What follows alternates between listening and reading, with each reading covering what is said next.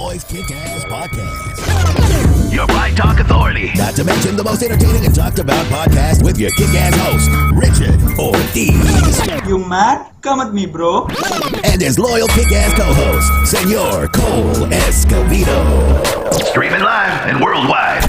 Coming to you all the way live from a little place somewhere in Cali. The Virus Boys Kick-Ass Podcast.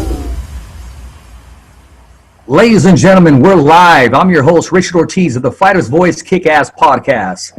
Along my side, by way of Zoom, is my co-host with the most, the UFC veteran himself, the Apache Kid, Mr. Cole Escovedo. What's happening, Cole? What's going on, amigo? How's your night been? My night has been great, man. I've been working my rehab on my knees, man, and I've been excited about today's show, man. I don't even want to miss a minute or a second.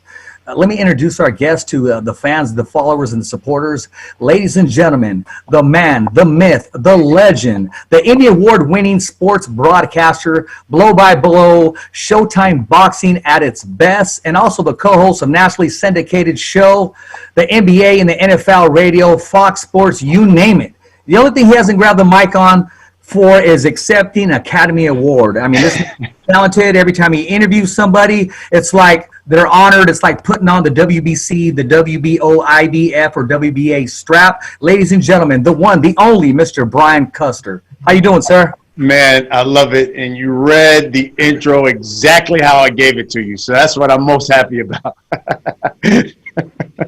Hey, it's a verbatim type system. Right, exactly, Cole. I love it.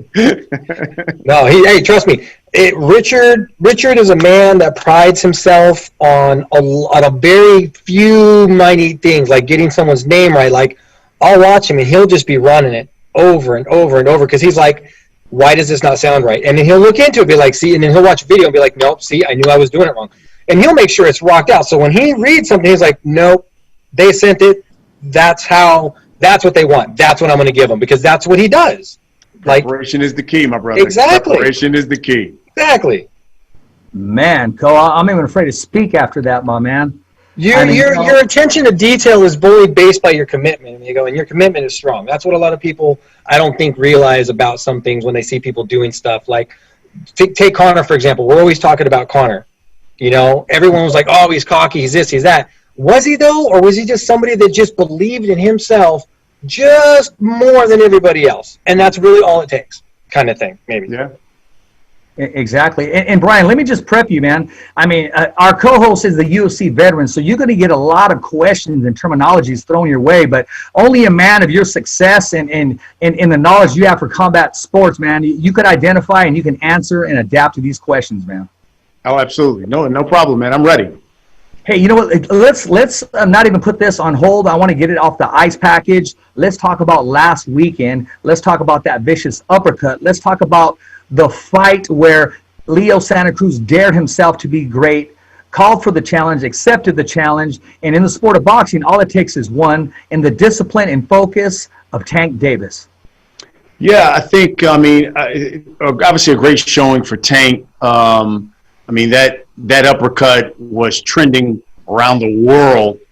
So obviously it sent shockwaves throughout the combat sports arena.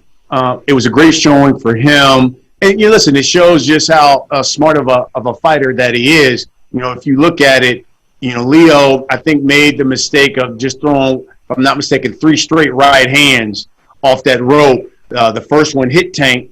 I think the second one he slipped. And then the third one, he slipped and threw the uppercut. And I think, punch placement is the key in boxing. And I think when he hit him right here on the chin. And we all know you hit somebody right there on the chin, it's night-night. And, I'm just happy Leo was great, was better, went to the hospital, had scans done. They came back negative. So he was back at the hotel later that night. I did send him a text. He texted me back the next day saying that he's fine, he's all good.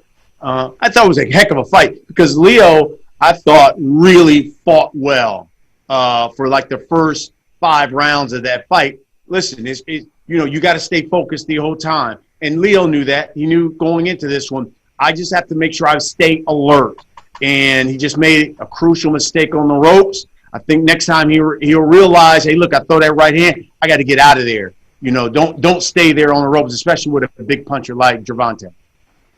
You know what? I agree with you. And you know the key to a southpaw is the right-hand lead. But when you throw 3 in a row, something has to give. And Yes. talking about that left hook, that's the equivalent of a walk-off grand slam game winner. We were talking about that just before, Brian, just before you came on, we were talking about that fight, and that first right landed, and it told him, you're not going to drop me from where you're at. You can't generate enough power. The second one was timing. And then once he threw that second one and it didn't land, he's like, now I know the timing. He threw that third one, got in close. You can hit me. You're not going to drop me. Boom, dude. Like I saw Rich, man. He took that kid's soul. Like, his body just said, no mas. It just stopped. He said, no, thank you. Like, I've seen people get knocked out, but, like, sometimes people just drop and their body's just like, check, please. Yeah. Sometimes you just get clipped, and it's, like you said, those ones you don't see. It comes from a blind spot. You don't see it. You're wide open. That right hand just wasn't fast on the recovery, and bing, that's all it took. So my news, like you said, too many rights in a row. Yeah, you're right about that. And, and this, I also, if you watch it again, it goes to show you how smart Tank is as a fighter, because if you watch when they first got there on the ropes, he threw it, he hit him. Tank, he was going ready to move, and Tank kind of moved him right back to the ropes. Like, no, stay right there. Stay right here. Don't go there. Stay right here. And so he knew, okay, he's going to throw that right again. He slipped it, and then boom, he got him. So it just goes to show, even as a youngster, even though he's 25, he's special. And I think the great thing for the sport of boxing is that you've got some great young talent at 130, 135, and can make some really, really special fights. I agree with you. I mean, this talent pool is a matchmaker's dream. And these guys, they market themselves. Every time they get on social media or anything they say right now in boxing, it is gold. Right now is the time to be a contender, a prospect in the sport of boxing. No, absolutely. I mean, you look at – I just like the depth of the divisions, 130, 135. I mean, you just got nothing but really good young fighters there. I mean, 147 is always going to be a landmine, a big elite fighter. So you always have gold in that one. But I tell you, 154 is probably one of the best divisions in the sport, because you just got fighter after fighter after fighter, from Charlo to Her to J-Rock to you name it in at 154. Then you've got guys at 160, 168. The heavyweight division is finally back and good and thriving. So you look at it from top to bottom. Finally, the sport of boxing is really good and really deep in a number of weight divisions. And see, the thing about it is, it's like a throwback to the Salvador Sanchez, Azuma Nelson days, because the little guys are putting butts in the seats. I mean, it was the welterweight division, the Tommy Hearns, the Marvin Haglers, Roberto Duran's, etc., or the heavyweight division. But when you got 130-pounders, 135s, putting butts in seats, bringing action, and then loading dynamite in their hands, I mean, it's very exciting. The sweet science is taking off. It's back where it needed to be. Yeah, you're right. You're right about that. I mean, even if you go back to Teofimo and Lomachenko, for them to pull in 3 million views and ratings there for ESPN is phenomenal, and that just goes to show you the star power. And listen, those guys are good. I mean, Teofimo, as you talked about, he could put you to sleep with either hand. So that's what you love. That's why I always, when people always say, well, the sport of boxing slowly come back. No, it's back. I mean, people who love the sport are watching, and even the casual fans are watching now as well. Seeing that right there, the casual fan aspect is, I think, what's going to be key to boxing right now, is because the casual fan is being treated to a very pure boxing experience. There's not super questionable fights. There's not lopsided matches. Everyone's like, dude, that is a good fight. The experts say it. The newer fans are learning, so the newer fans will be like, all right, my buddy knows what he's talking about. I'm going to watch. Man, the pros know what they're talking about. I'm definitely watching this guy. They're getting the exposure. That's going to be – I mean, just imagine how much money is going to be up for grabs when you can actually put seats in an arena again. These guys are generating clicks. They're generating links, views, YouTube follows, Instagram follows. Like, streaming systems are growing just on that alone. Imagine what it'll be like for them once they've established a core base following, made themselves a household name on the streaming market. Now you can go watch them live. Dude, I think that's going to be a big change. I mean, that'll work for at least the UFC. It'd be an arguing point for fighters, at least when those fights go back in for the promotions, with TV deals at least.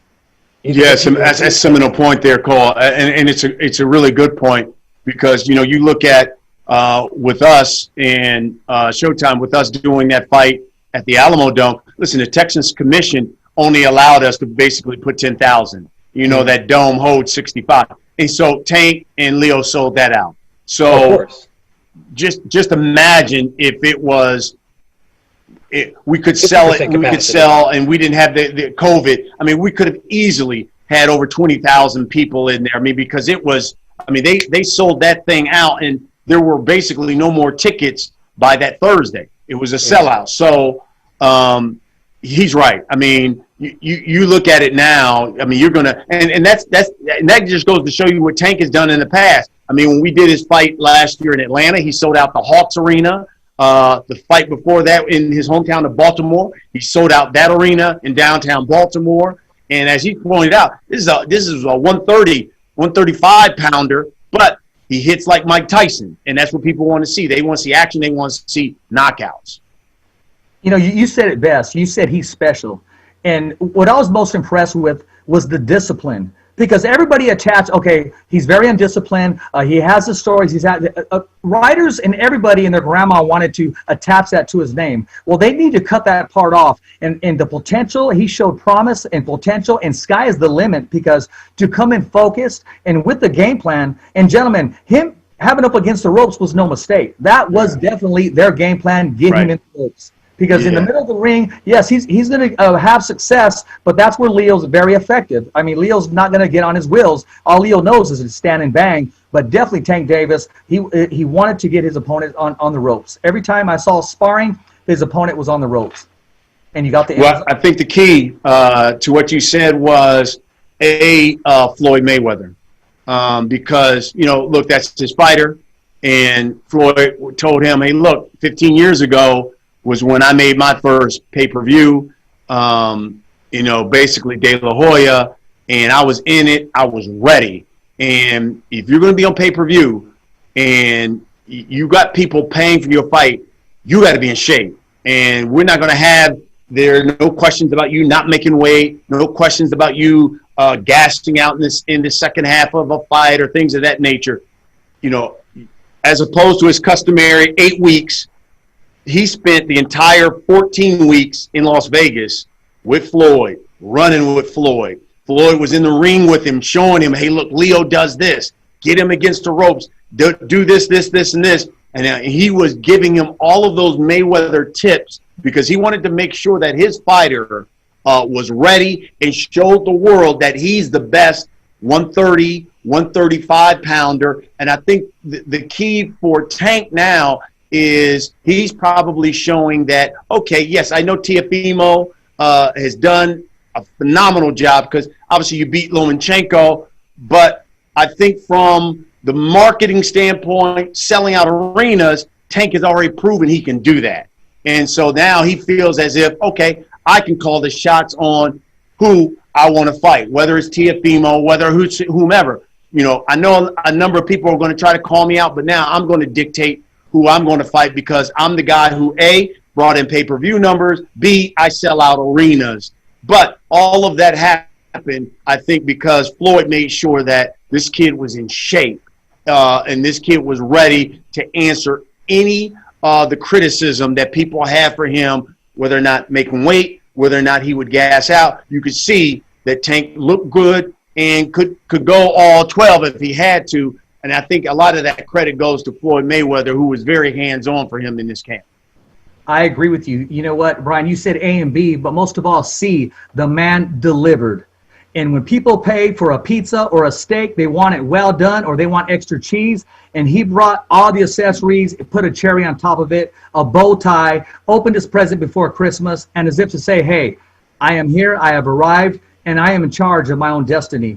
And someone like Floyd Mayweather, you got to remember, there's pressure on Floyd too. Anything he touches or markets, his name is on there. The expectation of who's the next Floyd, what comes out of Floyd's camp, his gym, and now he has himself a gem. Plain and simple, yeah. Tank Davis is taking the boxing storm and he is definitely behind the driver's seat. So, Absolutely. From a devil's advocate's perspective, you were mentioning, Brian, that Floyd was in the ring with him. He was giving him those play-by-plays. He was giving him that handbook. So let's paint the picture of the Patriots. The Patriots have been accused a couple times of spying on their team and filming their practices, right? Getting that knowledge, right?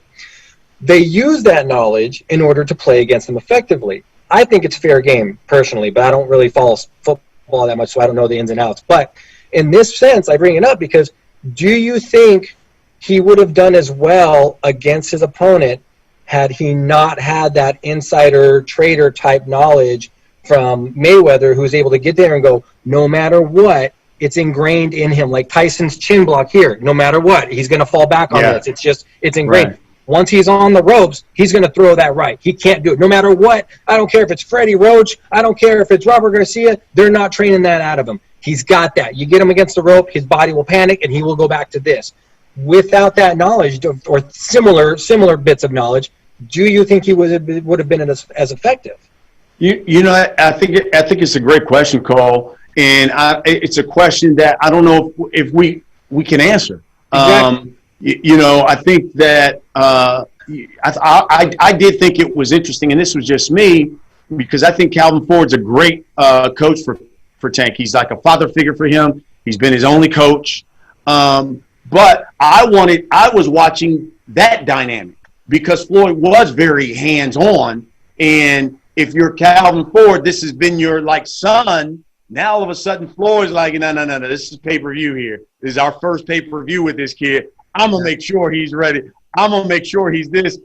You know, how is that dynamic? And they said all the right things. Hey, no, he's the trainer.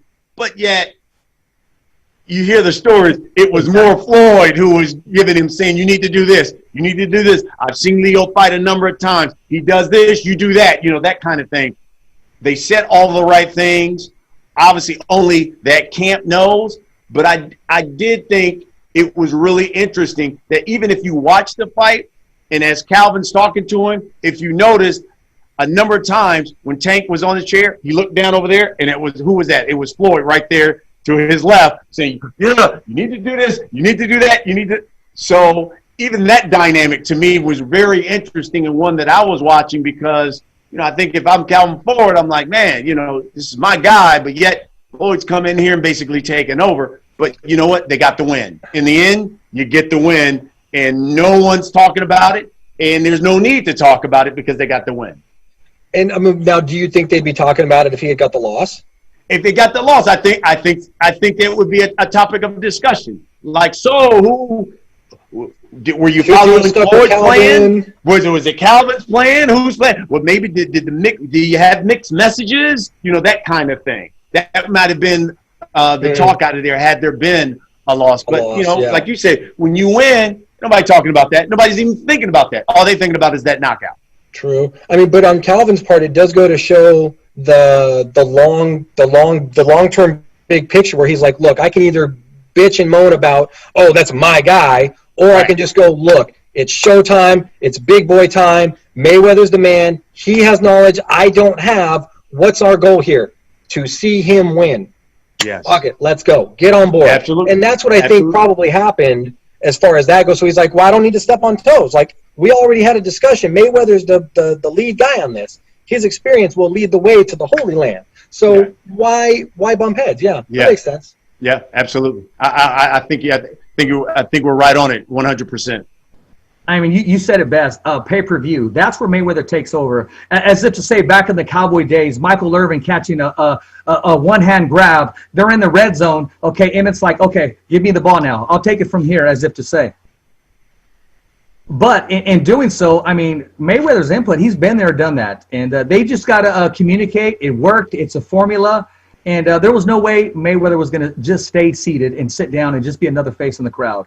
He was very vocal. He was that chip on the shoulder that he needed to succeed, that experience. And, you know, when Dad says, hey, I believe in you, as if to say that's what took place. Look what the Karate Kid did with Mr. Miyagi there. You know? Hey, you can put the two and two together. Whatever inspires you, you're going to succeed, man, and come forth with your best. Well, you know, and you guys know this too, Rich. You know this, Cole. When you're as talented as Gervonta is, and your promoter is Floyd Mayweather, it is a blessing. It's also a curse.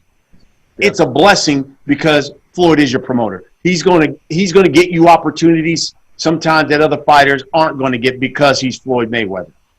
Now, the curse is if you're Cole or you're Gervonta, you are now finally seeing your dreams. You want to be a pay-per-view star. You're on that platform, and you want to speak. You want to be the center of attention. Well, listen, when Floyd's your promoter, I mean, this is what he does. He is Mr. Pay-per-view, or as he said in the All Access, May-per-view.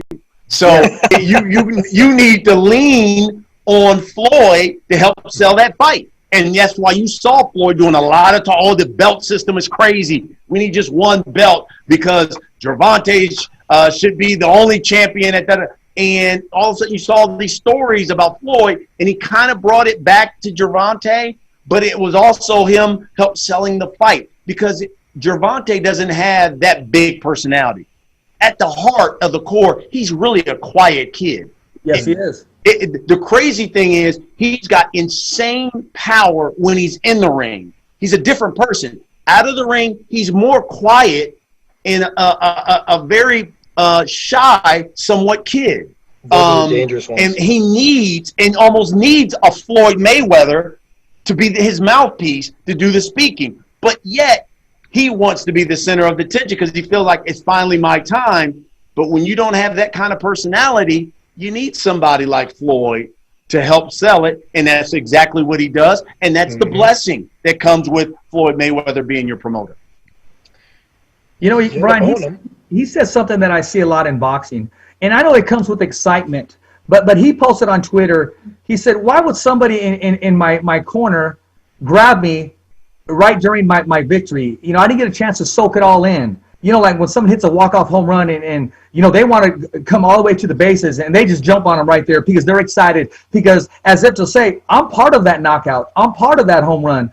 But Conor McGregor said it best. He said, next time I just need to sit back and just soak it all in. Yeah. And he posted that. And when I heard that, it reminded me of just like you know, like you said, he's still a little kid. He's very young. You can even tell by his laughter, the way he laughs. Reminds me of just a young teenager having a good time, having fun. But once he's in that ring, he's definitely 100% man. Yeah, you know, I've had the opportunity to sit with him when we did his fight in Atlanta, when we went to Baltimore, and he took me back into his neighborhood. So listen, is he an angel? Absolutely not. But you kind of understand why he is the way he is when you understand his story. Just like Leo came from poverty and how hard his father worked to help his sons have a better life. And obviously, you know, they turn out, especially Leo, to be this champion and kind of as being able to repay the family. For Gervonta, it's been self-made. I mean, this is a guy whose mother was on drugs, father on drugs, in prison. So at birth, you know, basically he already had 2 strikes against him. And him and his brothers were taken away from them when he was like 3, was in the system, and then went from the system to basically an orphanage, property of the state. His grandmother finally had to fight to get them. And then when she finally got them, she really couldn't afford to keep them. So the uncle ended up getting him. And the only reason why he did it was because he knew he would get a state check, because he became the guardian of Gervonta and his brother. And at this time, Gervonta's 7 years old. So he's living with his uncle, and his uncle did nothing but just beat him. He said he would wake him up in the middle of the night, beat him and his brother, tell him, go take the trash out. And then he said they would take the trash out. Then he beat him again and said, go clean. And then he would let them go back to sleep. And he said at that time they were trying to run away just to try to get out of the house. But the uncle wanted them there because he got the state money for being their guardian. When you think about the lifestyle that kid grew up in, and for him to survive when basically everybody around him ended up getting shot and killed, it's amazing. It is amazing. And I can understand why, you know, listen, he does some things where you just scratch your head. You're like, what are you doing? Out of the ring, But then when you understand how he grew up, okay, I can understand it. But really, at the core, he is a very quiet and a sweet kid. I just think that, you know, sometimes you're a product of your environment. And his environment has been a rough one. But I tell you what, he always says this, the rage, the anger that I have had to see and grew up with is what I use when I get into the ring. And he told me this. He says, that's why I believe, Brian, there's nobody in the sport that can beat me. Because of everything I've been through, I know that that person across from me has not seen or been through the same things I've been through. And that's what carries me through these fights. Obviously, it's done him well thus far. That is a very deep story, and that is the harsh reality of growing up. And like you said, he grew up with 2 strikes on him. And I'm just glad that you're as good as your last fight. You're as good as your last conversation. You're good as your last interview. And the thing that he said to me that stuck out in me, and honestly, it almost brought me to tears because I know Leo Santa Cruz's story with his father. Yeah. That Leo Santa Cruz's father, he was the true champion. After that, I didn't even hear anything else. Whatever he said, anything else. I'm concentrating on that, and just his whole story in itself. He is a true walking monument and a true champion of fighting cancer, defeating cancer, and didn't let cancer stop him from enjoying the fruits of the labor that he invested in his son.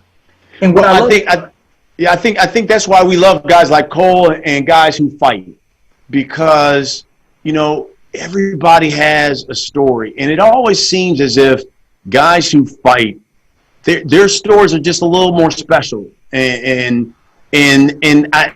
how they became champions is always impressive to me. And you're right. I mean, the way he loves his father was the only one who told him, you can win this fight, but you have to stick to these edicts that I'm going to tell you to do. But I think his brothers, all of them, were like, I wouldn't touch Tank. But when his dad told him, I think you can win it, he was like, okay, I'm all in. Let's do it. And, you know, when he comes down, as you point out, he has cancer. He had taken chemo. And then he comes down with COVID in June. I mean, he was hospitalized for a month and a half, basically. And they called him and said, look, you guys as a family, I know, you know, you guys don't want to get COVID, but you probably want to come and say your last goodbyes because this is it. And they put him basically on life support so the family could go see him. And Leo and even Jose, Mr. Santa Cruz said this.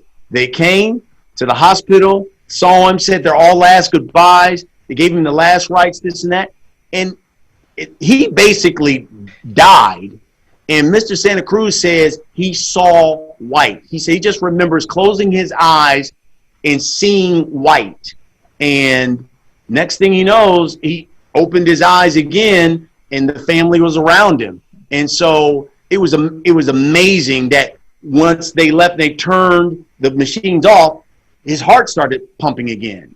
And to hear them tell that story, it was like, wow, this is unbelievable. And so, you know, obviously Leo was motivated. I mean, once his dad came back, absolutely, I'm going full tilt with it. This is why I fight. And, you know, listen, he was ready. You know, again, when you're in that ring with a guy like Gervonta, you got to be alert at all times. And if there's even a second when you let your guard down and you throw one too many rights and telegraph that thing, you better be ready and throw it and keep that hand right back up there. And he didn't. He threw it, left it out, and paid the price. I agree with you. They both got great stories. You know, Brian, I want to change it up just a bit. And I know you definitely follow MMA and you follow other combat sports. But we're talking about that we could have witnessed last Saturday as well as the last time that we would see, as they call the GOAT, Anderson Silva, inside of the cage. What did you think about his performance? What did you think about the comment that he said, I may not be done just yet? I know. That's my gosh. I want him to stop already, Cole. Rich, I mean, I love Anderson Silva. You're right. I mean, but it's like, please stop already. You know, it's almost I can bring it back to Muhammad Ali, you know, when he's fighting Holmes and those guys, and it's like, no, what are you doing? And listen, I know people, it's easy for me to say you're killing your legacy. Listen, he's a GOAT. You look at it, that legacy's already going to be intact. You never want to see, though, your heroes just getting beat. And not to say that he's getting beat by scrubs, but getting beat by guys that, you know, in his heyday, he wouldn't have lost to. And he's kind of fallen to gatekeeper status. Yes. And that's the last thing you want to see. Yeah. The absolute last thing you want to see. Listen, to me, and I know this is ridiculous, but when he lost to Weidman and heck broke the leg, I was like, okay, that's enough, bro. Brother Silva, hang him up then. Hang him up. But you know that, hey, when you got it in you and you feel like I could have won this, had my leg not been busted, not been broken or something. Yeah, exactly. Yeah. No, I feel it's just. I think what will happen is I was talking to his manager yesterday about it. I was like, hey, when do you think we can get Anderson on? Because I've worked with him before as far as like getting some motivational information out to another fighter who had a similar break. So I've got a relationship. And he said, let's give it a couple weeks and let's see. So, I mean, realistically, it's right up there with I don't think this is significant of a decision as Khabib's got right now, but it is definitely a significant decision where this is Anderson Silva is one of those people. He's a Randy Couture. He's a Chuck Liddell. Yeah. He's a Vitor Belfort. This is a guy who, when you think MMA, even the casual fan thinks the Spider. Absolutely. Even your casual fan. Yes. So, they don't think Cody Garbrandt. Nope. They don't think Darren Till. They even kind of think Jorge Masvidal now since he's just. Yes. But they always know Anderson Silva, and they'd be like, dude, that guy's the best. Yep. And he is. And like Brian said, his legacy will never – you can't really tarnish your fighting legacy unless you get caught doing something Pete Rose level like cheating or, you find out that there was something in your glove or you find out your manager was paying your opponents off. Right. Like something really bad. So other than that, that legacy is intact. Brian's right. The legacy is intact, and it's right. You don't want to see your fighters falling into that gatekeeper status where it's like, man – 2 or 3 years ago, dude, Anderson probably would have been able to finish Uriah off. Yes. But now he's just a little slower. He just dodges a little less. He doesn't let that reach out as much. And that's all that happened is Hulk caught him. Yeah. Hulk caught him in the fourth. Finally, that reach finally caught up to him. And he was just a little slower getting back because we all know he's got that lean. Yeah, just a little slow getting back, and that's all it takes. So now you have to go, are we going to have another Rashad Evans? Are we going to have another Chuck Liddell? Do we want to see a guy that's just so up there fight for no reason? Like, now if Anderson comes back and goes, I need the money, I have a bad real estate something, I don't think that's going to happen because he's a smart man. His manager's smart. His money's been handled correctly. The dude's got so much money coming in from other stuff outside of fighting that I don't think he needs the money. This is one of those things where it's like he's going to fight because at the end of the day, we're fighters, and if we think we can fight, we're probably going to try to fight. Yeah, absolutely. It's one of those things like I remember my neurosurgeon telling me when I was paralyzed, he was telling me, he's like, so when can I start training? He'd be like, dude, you'd be lucky if you walk again. I'd be like, I'll give you tickets to my first fight back. And I did. Right. I gave him tickets because it happens. But he's one of those guys that's like, when I want to quit, I'll quit. So for him to say, I don't know, but this is probably it, means that he's had that conversation with himself. Yeah. Maybe not a manager, maybe not Dana, but in the mirror or in the dark, he's had that conversation with, maybe it's time, like, why am I still doing this? Everybody has to have that question with a career, not just fighting, but with a career that you maybe aren't doing that well in anymore. You're still good. Yeah. But you just, I don't know. I'm hoping he had that conversation with himself because he was thinking about it. The wheels are turning. Is it time to, it's not like he can't do something else in the sport. It's just, you gotta, it's hard for some guys to just go, that's it. I'm done, because it defines you. Yes. It becomes literally, who is Anderson Silva? I am the fucking man. Yeah. I'm the GOAT. So what do you do when you're no longer in that sport? You're no longer on the battlefield. You're no longer enlisted. What do you do? When it becomes a defining part of you, how do you go on with self-identification anymore? Where do you belong in the world? What does the universe do with you? Brian, if you were part of Team Silva and you're sitting at that table for a conversation, a team meeting, What are some of the topics you're going to bring up? What are your concerns with this showing? And if you were Team Silva? Yeah, I mean, I think a lot of it is I'm talking to him about health. And listen, man, you can really get hurt. Let's get out while you can, while you got your faculties somewhat, and that you haven't taken a really bad, whether it is a submission or, someone drops you and takes you out cold. You hit your head. So I think that would probably be the first thing. The second thing is, I think what Cole talks about is that you got to try to help him make sure that if I'm having this conversation with him, I'm also thinking like, yo, what can we talk to him about doing out of the ring that will give him somewhat of a thrill, and that he feels like, okay, I'm connected, yet this is cool. I'm not taking any punches anymore and things of that nature. And the only reason why I say that is, I had Sugar Ray Leonard on my podcast, and we talked about some of his addictions. Why did he do cocaine? Why did he have a drinking problem? Which he, obviously he still goes to AA meetings today.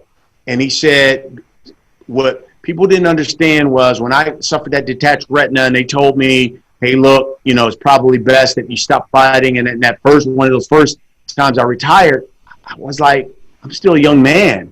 I'm still 30, what have you. And I can't believe it. My career may be over. It's really just beginning. I've had so many good fights. I got so many more in me. That's when I really started drinking. Then he came back, said, forget it. I'm going to do it anyway. Came back, doing it. Then all of a sudden had to decide to retire again. And he said, that's when someone said, look, you feeling bad? Try this cocaine. And he said, once I tried it that first time, I was hooked. It was the worst thing I could have done. He said, but I was looking for a thrill. I didn't have the thrill. I wanted people to call my name. I didn't have that rush. I could train, but for me, it was walking into that arena, making that walk to the ring, hearing that crowd, and knowing that, oh, yeah, I trained for this guy, that I'm about to get in the ring for this guy. And I missed that. And there's nothing that could give me that kind of rush that I was doing. Even broadcasting the fights, I loved doing them, and I was doing them there, and I was doing some of the biggest fights. And he said, but I still didn't get that thrill of, man, that needs to be me making that ring walk right now. That needs to be me in that ring. It's just hard, and Cole's right. I mean, those guys just have to get it out of them, and that's probably why so many guys stay so long. I mean, you look at you'll probably find the same thing with Formula One racers, base jumpers, skydivers. Like the same guys are gonna be like, dude, why did you do that insane jump? Because it was more dangerous than the last one. What are you gonna do next? I'm gonna try to top that, and I don't know how. Maybe blindfolded. Yeah. So it's a thing where, like I said, it's a drug. So if you're a heroin addict, how do you get off heroin? Methadone or whatever. I know if I'm misspeaking, anyone watching, I apologize if I'm misspeaking on what they were using to get you off. But they would give you something to wean you off of heroin, right? So what do you do for that? What do you do for an adrenaline junkie? When all they did was their whole thing was getting just jacked on adrenaline because the crowd and the name. I mean, dude, having Bruce Buffer yell your name in your face, even into a crowd of just like, I don't give a crap, dude. Even in a prelim match in an empty arena, dude, it's Bruce Buffer screaming your name. Like, you can't have that unless you get to that level. And to have a crowd screaming because you're at the highest level, it's like walking out to the mound of the World Series maybe. You've never been there. You're a new guy to the team. It's your first year. You've never been to the big show. And boom, your team makes the World Series. And you're just up at bat. Dude, you're going to catch the guy doing this, clicking off his heels for a minute going, oh, man, I'm really here. Okay, all right, let's do this. Who cares if he swings and misses? But the same thing is you can't match that. It's a drug. You're always chasing the dragon when it comes to an adrenaline junkie. So when a fighter has that, it's hard. They don't know what to do. It's like, how do you chase that? So like I said, they can't equate it to anything. So they do fall into drinking. They do fall into other things. Even an exciting drug like heroin could kill you with one try. Dude, let's do that. Like, where do you find this stuff? Like they drive fast. Like, what was the name of that boxer that just won his belt and in that weekend just jacked his car up? Who was that? That was actually you talking about Errol Spence? Yeah, that's the dude that wrecked his Lambo. Yeah. Yes, that's Errol Spence. So that, when I saw that, I was like, damn, that was dumb. But at the same time, I'm thinking, not surprising. Not because I think the guy's an idiot, but because we are just prone to that. When your life, the way you make money and sustain a living is by being the baddest motherfucker in the room, it's hard to not want to do everything else to an extreme. I got a Lambo. That thing says 220. Let's find out. Yes. Oops, hit a rock. Like, Yes. if you die, you die. There's this fearless factor. Like, realistically, psychologists sit down with young fighters and Formula One guys and adrenaline guys and take MRIs, take brain samples, do tests, get an understanding of what's really going on, because until you really get hurt, like that guy that doesn't get his ass kicked once, maybe your parachute doesn't open till the last second, maybe you get a bad crash. Until that happens, dude, aliens. You're living like sky high. There is no fear for you. Well, there's the term, Brian, a fighter is special, and then there's the time is a fighter because of that certain reason. I mean, for any man to get in the boxing ring or MMA cage, it tells you they are a little different. Now, I'm going to see if I can steal something from you.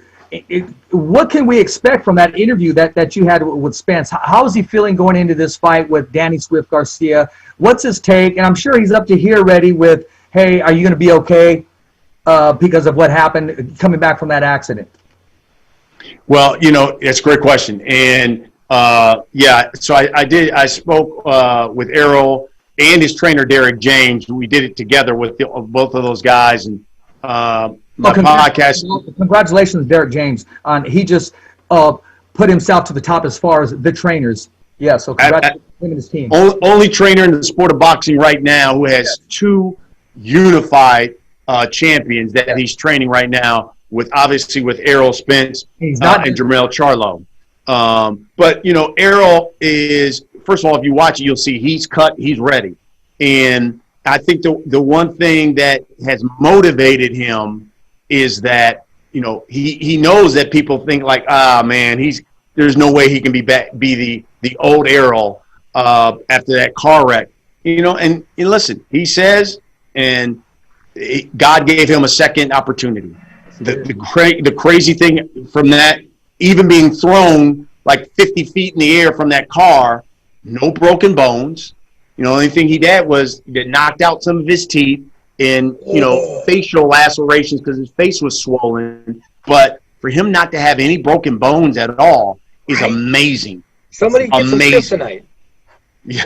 Like, test that dude's blood, because he didn't break a single bone. No bone. That's insane. Isn't that crazy? Now, that's how you know he was lit drunk. That's when you know he's Bruce Willis on what's the movie, Unbreakable or Breakable? Yeah. Unbreakable. Yeah, that's M. Night Shyamalan. Yes, exactly. But that's insane. But to Cole's point, Errol will talk about that in the episode. Even that night, he says he's out with his friends, and he said, I admit, I have been, because I was the unified champ, we're having a good time, I wasn't as diligent in between fights as I should have been. And had just gotten his Lambo. We go out. He goes, this guy came up to him at the club there they were and said, man, I'm such a big fan. If you don't mind, I just want to pray for you. And he said, I looked at this guy like, what are you doing? We're here to party and have a good time. That's cool. But, and he said, I almost kind of like pushed the guy aside. And he says, but now when I look back on it, it was almost a sign saying, hey, you need to slow down on what you're doing. And I think it's motivation for him, because I think he realized, people are like, oh, I don't think he'll be the same guy. Well, he's read the blogs. He keeps up with what people have been saying, and he's really motivated. And, it's kind of refocused his life. Obviously he knows that his family is most important. He just had a son. So now he has finally has a Errol Jr., the third, I should say. And he realizes, like, okay, I have the opportunity to really be special in this sport and become the undisputed welterweight champion of the world. And I'm not going to squander it anymore and do stupid stuff. So he said, That's why I'm in shape now. I'm basically ready. I think when we talked, he was 152. So you see, he's already right there at 147, and the fight's December 5th. So he is already basically on weight and ready to show people that he's ready for Danny Garcia. He says he wants Garcia, and then after that, he said he wants Pacquiao. He's talked to Al Heyman about Pacquiao, and then Terrence Crawford. And he said those Pacquiao, Terrence Crawford are the two fights that he wants next year, and after that, he's moving up to 154. I even heard, he's even talking about Canelo. Yes. So a lot of people, when they say that from the lower weight, they'll say, yeah, right. But when someone like Spence or Bud Crawford or the younger 154 Charlo brother, you stop what you're doing and you listen and say, you know what, that fight is now going to happen. Yeah. And just as a fight fan, media, we're still fans all at heart. That's everybody's dream fight. We want to see it happen. I mean, just like when he's playing. Because he's a big welterweight. He's a big guy, and it's not. It wouldn't be anything for him to go to 160 and fight Canelo. Now he talks about that in the episode. By the way, you can check the podcast out on YouTube or wherever you get your podcast. He said the only issue that he hasn't pushed for it through Al Heyman right now is because of his respect. He loves the Charlos. They're like, they're the Texas boys, so they're really tight. And he knows that Jamal has been fiending for this fight for Canelo for almost a year now. And he said, I would never want to step on his toes and then big time him and say, Al, no, you get me Canelo, because Jerry, Errol has a very special relationship now at Cowboy Stadium and Jerry Jones. And Jerry Jones has already told him, as he talks about in the episode, you get the fight, we're doing it right here. We're doing it right here at Cowboy Stadium. We're going to sell this bad boy. Listen, we'll put 60,000 up in here, and we'll have a huge party inside this stadium. But he said, the last thing I want to do is do that to Jamal, who's been waiting for this guy for a year now. And he's like my brother. So I want Jamal to get that opportunity first. He said, but trust me, once one of the Charlos fighting, I got to be next when it comes to Canelo. No, very well said, and I do agree with you that they are very close. And you know what? You touched on it right now, and I wanted to make sure that we talked about that. Tell us, the viewers, the fans, and the followers, man, what can we expect when we tune in to Last Stand? Oh man, let me go into my cell mode. We like to say we give you the biggest names in sports and entertainment, the unfiltered, straight talk. So like I get guys like Cole on there. I'm like, look. You ain't going to bull stuff me, man. We're going to have a good conversation, but I want the unfiltered, straight talk out of you. And, guys are comfortable, and sometimes they say a lot of things that they just normally don't tell regular media. Errol has, been very open. We got Bud Crawford next week. Bud talks about Kell Brook. He talks about Errol Spence. He talks about everybody. And I think you'll learn some things about Bud Crawford in his episode, and that's kind of like what we do. We are all about, I want you to come on, but I want you to give the people something. I don't want you to give me the coach speak or the regular down the line stuff. I want the unfiltered, straight talk, and give me some of the stuff behind the scenes that happened that we didn't hear about. And so guys have been comfortable enough to share some of that. Right now we're working on, like I said, we got Errol and Derek. That episode is available now. Next Tuesday, we drop the episodes every Tuesday. Next Tuesday, you'll hear from Bud Crawford. And we're working on, and we should be scheduling, we're working on Deontay Wilder and Teofimo Lopez right now to get those guys too after Bud Crawford. Well, how do we tune in? How do we follow you on that? How do we subscribe? Go to YouTube. And just all you got to do is subscribe. Go to Last Stand Podcast with Brian Custer. You can do it on YouTube or wherever you get your podcast, whether it's Spotify, Google Podcasts, all of those things. Podbean. We're on all of the podcast platforms as well. And the great thing is that it's been successful. We're now on 9 networks. So we're on the Family Channel, 11 Sports. We've turned the podcast into a TV show. And so it airs in over 100 million homes across the country. And the best thing for me to say is, whatever your cable system is, all you got to do is go to the menu guide and then look up, hit search, and just type in Last Stand or Last Stand with Brian Custer, and the show will pop up, and it'll show you what the channel that it is that it's on in your cable directory, and you can watch the TV show now because we've turned it into a TV show as well. Nice. Well, first of all, I want to say iron sharpens iron, or microphone sharpens microphone. Now, like we talked to earlier today, and you kind of chuckled, I want to know exactly, basically, who shot Kennedy, you know? Where did Brian Custer start? I mean, were you an athlete? Did you play football? What got you into sweet science? What got you into being a fan, covering it, and just taking it to the highest plateau? Where did it all start? Tell the viewers, the fans, and the listeners, please. Yeah, I'm a Buckeye. So I was born and bred in Columbus, Ohio. And, you know, I think like most kids love sports, play sports, football, basketball. Went to Hampton University, loved basketball, played basketball. And after, you know, for me after college, I mean, I knew that I love television. I knew I wanted to work in television. And so basically that's how I got my start. And, you know, went home and was working in Columbus, Ohio at the ABC affiliate. And then I moved from there, went to Dallas, and I was in Dallas for almost 10 years. And I was a sports anchor there at the CBS affiliate. Then went from Dallas to New York, worked at a sports network there, and just so happened that I've always loved boxing, always loved. Matter of fact, I'm a martial artist, so I'm a second-degree black belt in Taekwondo. So I've always loved martial arts and always loved the sweet science. So when I was in New York, a boxing promoter named Lou DiBella had a show on our network called Broadway Boxing. And, you know, listen, club shows are the lifeblood of boxing, of the sport. You got to – every great fighter started on a club show for the most part. And so it is probably the longest running club show series on television. I think Lou's been doing it for nearly 20 years. And he had big fights all around the city. Guys like Curtis Stevens, Daniel, all these guys initially fought on Broadway Boxing. And it was on the network that I was working at in New York. And he just one day said, hey, look, man, I'm a big fan of yours. I need a play-by-play guy. Matter of fact, the guy who used to call the fights is a guy named Nick Charles, who passed away, was a great sports anchor who worked at CNN for a long time.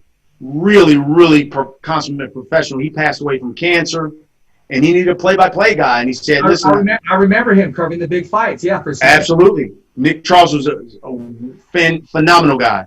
And he said, I need a new play-by-play guy, and I'm a big fan of your work. Do you know anything about boxing? I said, do I know anything? I love it. You know, I love martial arts. And so, I mean, that's how I knew Anderson Silva. I mean, you get into martial arts, it was, you know, Anderson Silva was the guy because he was a martial artist, you know? Mm-hmm. And he hired me to start calling his fights on Broadway Boxing. And so I was doing that, and just one day out of nowhere, I was in the newsroom, my phone rang, and it was my boss at Showtime. And he just said, you know, hey, I'm in New York on business, and I just turned on, and I was watching this network, and I was watching you call these fights, and I would love for you to come work at Showtime. And that's really how I got to Showtime from that phone call, and I just never looked back. Well, you know what? I'm glad it happened, because we get to tune in to not only just tuning in to information, but also be entertained. Yeah. And a lot of times I see you keep your composure on some of these answers, the fighters, as if to say, I know they were at a bar, he joined in on that conversation, but you kind of shy away from it, but you don't cut him off. And I watch your body movement, your language, because I study you. I watch you. I watch your posture, your everything, your questions, your wittiness, and just having you on the show, man. Like I said, iron sharpens iron, but in this case, microphone sharpens microphone, my man. Yeah. You know, listen, and Cole, you would know this. Like I got a lot of response. Listen, it was good and bad. Someone was like, "Oh, why did you have to go that hard?" The other people were like, "Yo, that was a damn good question." You know, when we first came into the bubble, and we were doing fights at Mohegan Sun with no fans. You know, remember we had David Benavidez, who, you know, world champion, everything. And he gets there and doesn't make weight.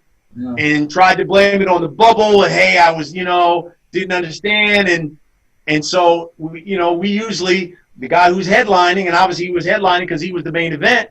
We do an interview, in between rounds of for one of the first fights, and so I had him on. David, listen, I mean, you lost your title again.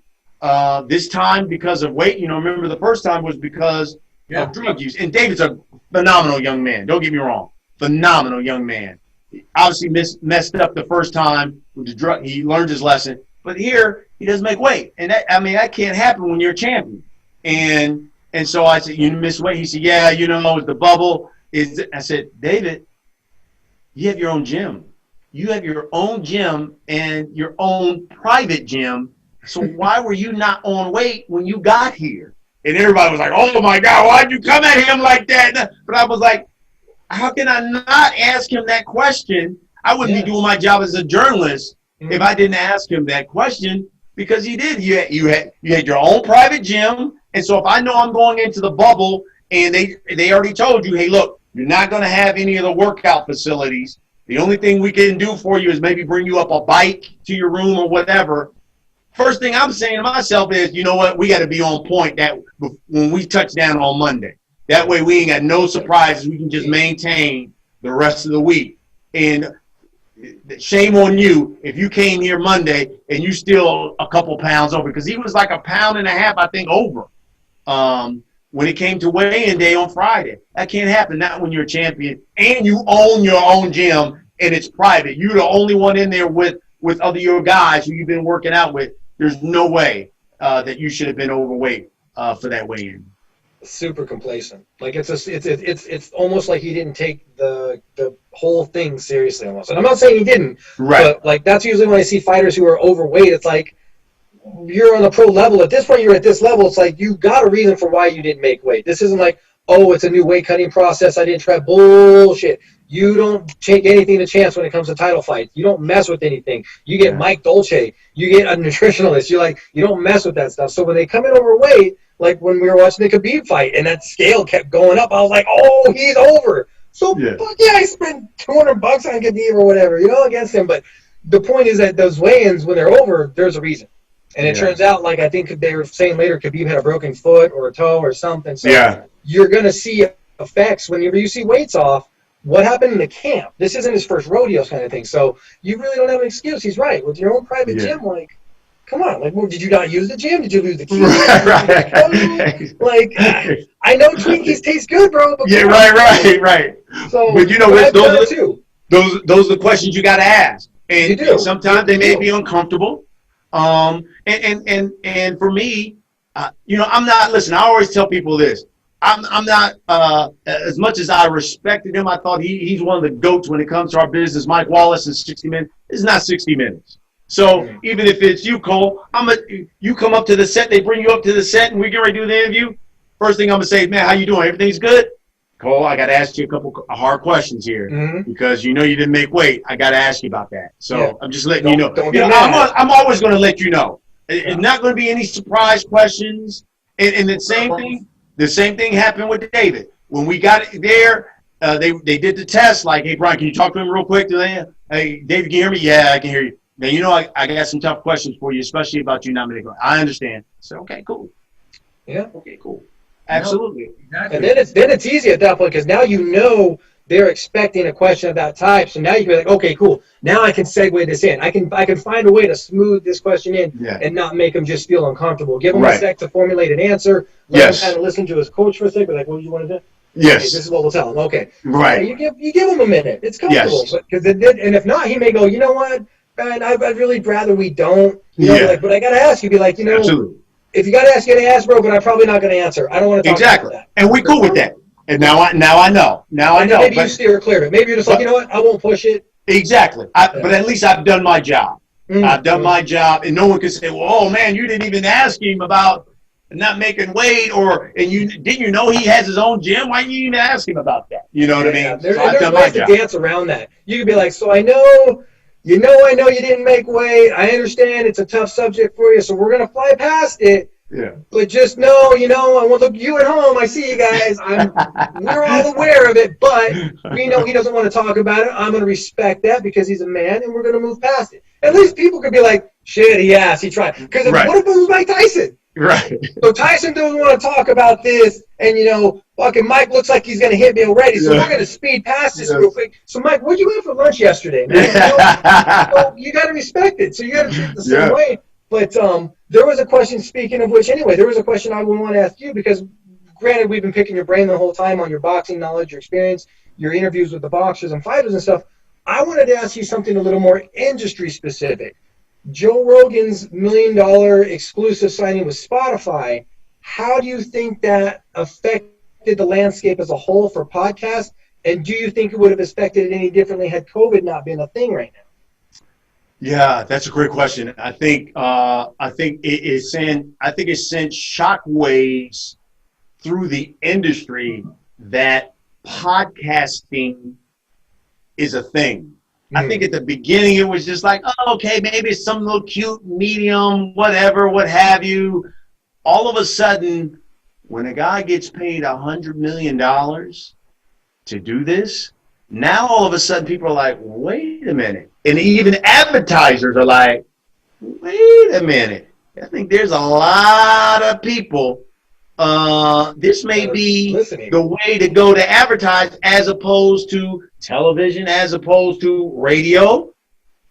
Maybe I need to think about podcasting. People are in their cars at a lot, driving 30, 40 minutes, and they're listening to these podcasts. That's a great opportunity to get our message out. Let me start investing my money now. And this podcasting may be something. And I think so. I think from an advertising thing, I think you see more companies now placing a lot more dollars into podcasting. So I think that's the benefit, number one. I think number two is probably why you've seen the proliferation of so many podcasts now, why they're so popular. It did nothing but enhance that because now people are saying, you know what, I can make a living off of this. And the problem for some, it was a hobby. Yeah, for some, it may have been a hobby. Now, others, this is their job. And they can make a comfortable living doing exactly what we're doing right now. So I would say, hey, look, it has done a lot for this industry. It has exploded. And then I think even with COVID, it has done nothing but enhance because, people needed programming and they needed stuff. Why not a podcast? I mean, for some, it's simple to do. And it's content. Listen, I was doing my podcast. Then all of a sudden, these networks just saw the guests we were getting, and they needed content because of COVID. There was no sports. They needed something, and all of a sudden, these networks we started calling me like, "Hey, we really like that show. If you could make it into a show, that'd be great. Needed just 22 minutes. I know your podcasts are usually 50 minutes. Cut that down to 22 minutes of content." We can do some things here, and so I think it has done nothing but been a positive, not only for the industry, not only from an advertising standpoint, but programming standpoint.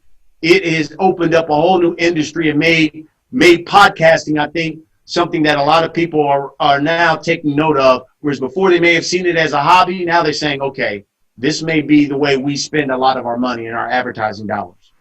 Yeah, definitely, especially with the whole bubble, the world bubble right now. Yes. Like streaming is like the thing right now. The thing. Yes. I mean, everyone's on videos, teachers, school, work, everything. So now do you think that YouTube is now going to have to face a reality that we may start losing content to companies like Spotify because it's an exclusive deal? You will not be able to find new Joe Rogan material on YouTube. It is Spotify only if you want to hear him. So that all that fan base went with them.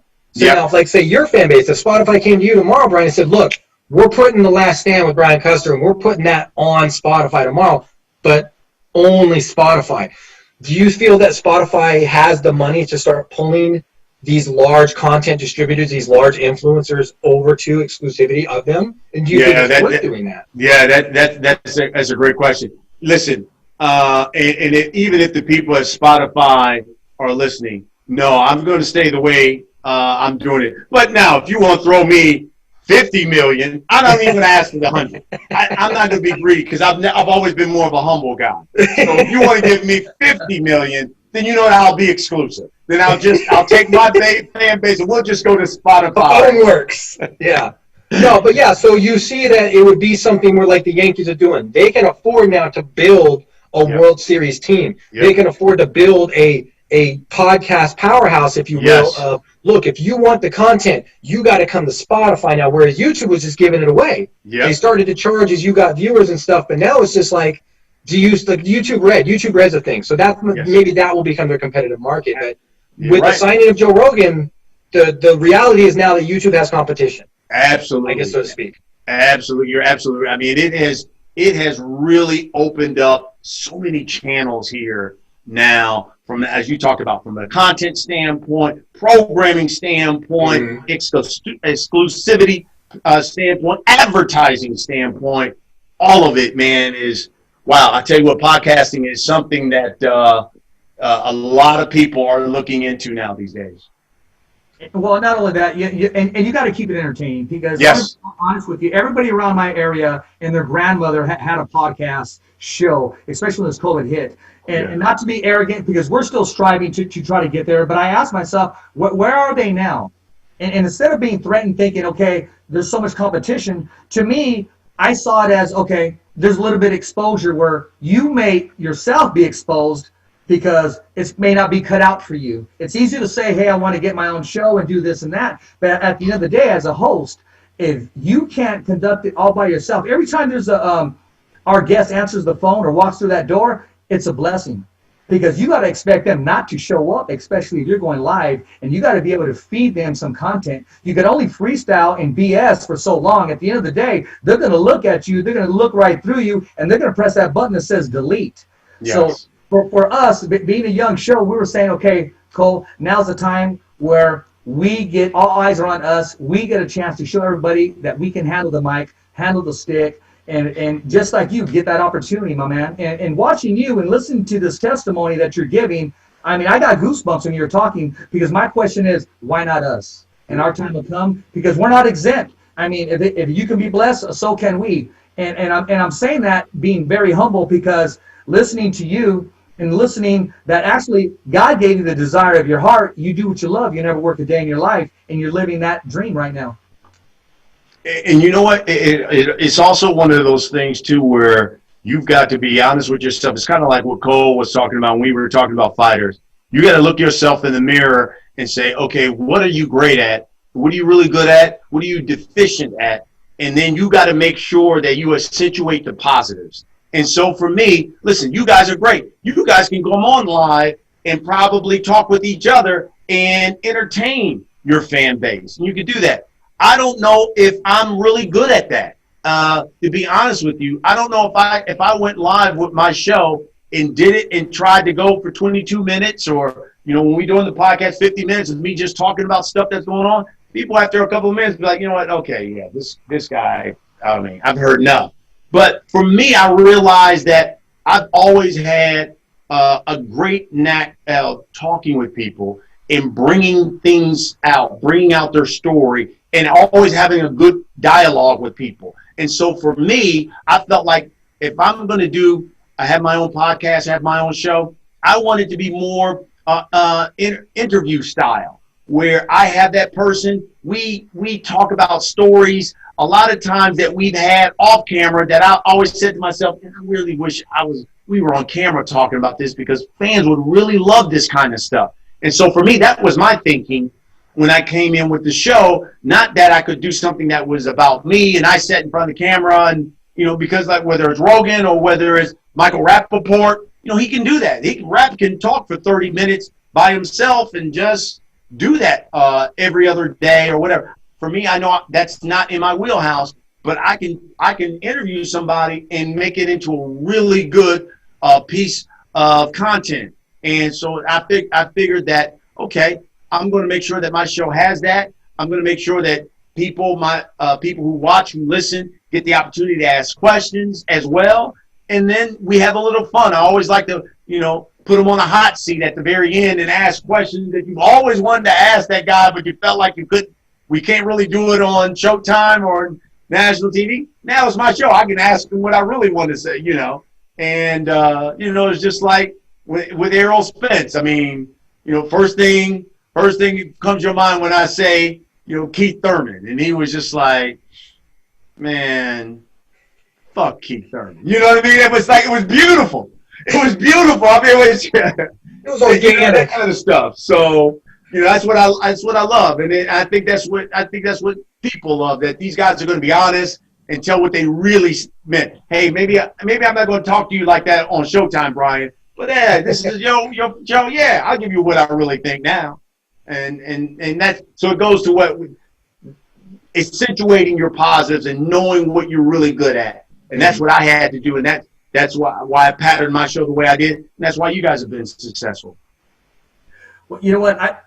We went over the hour, and we can go on another hour. And that was my whole thing. I said to myself, when we do this interview, I got to act like we played baseball together. We went to high school together. I got to get into his comfort zone. I've been studying you, and I finally stopped studying and said, you know what? Forget it. We're just going to do this and have some fun. Absolutely. And you being real with your feet on the ground, educated as far as all the cameras on you. You've been to the big show. You are at the big show. And to give us the opportunity to entertain the crowd, the viewers, the fans, and the followers, and for you to come on our show really does us adjust us, and we appreciate your time, your honesty, and something tells me this relationship is going to continue. What's your take? Absolutely, man. I appreciate it. It's been great. Been great. Finally getting the chance to meet you as well, Cole. Man, this was more fun than I even anticipated. I didn't even know we went an hour. I thought it was like 30 minutes or so. I couldn't believe we've gone an hour. That just shows you how good you guys have become at doing this, because when you're having fun and the conversation is good, you lose track of time. And so, man, this has been great. Well, hey, keep your book open, man, because I want to have you back in December, that first week of December, man. We'll make some time, and we'll catch up, definitely. But I know me and Cole, we can go on and on. But, hey, man, I know your schedule is tight, and I'm going to subscribe to your channel. I'm definitely going to follow you. And I hope everybody watching the show does follow you. And I hope everybody follows us as well, and that's The Fighter's Voice, www.youtube.com/The Fighter's Voice. Remember, every fighter has a voice, and so do you. It's a wrap here with ESCOVEDO, the Apache Kid. And ladies and gentlemen, I want to thank once again the man, the myth, the legend, Mr. Brian Custer. Make sure you follow his show, subscribe, and press that like button. And also, subscribe to The Fighter's Voice. I'll get your address later, Brian, because I got to brag, The Fighter's Voice official. I love it. Man. So it's a wrap here. Thumbs up for Richie.